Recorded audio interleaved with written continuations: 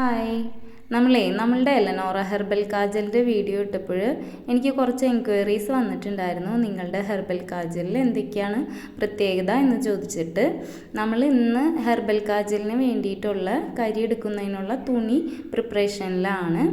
അപ്പോൾ അതിന് നമ്മൾ മെയിനായിട്ട് പൂവാങ്കുറുനില, മുക്കുറ്റി, തുളസി, തുമ്പ അങ്ങനെ 7 ഔഷധ സസ്യങ്ങളുടെ നീരെടുത്തിട്ടാണ് നമ്മളുടെ എലനോറയുടെ ഹെർബൽ കാജൽ തയ്യാറാക്കുന്നത്. ഇത് നന്നായി വെള്ളത്തിൽ കഴുകണം. ഒരുപാട് മണ്ണും ചെളിയും പൊടിയൊക്കെ ഉണ്ടാവും.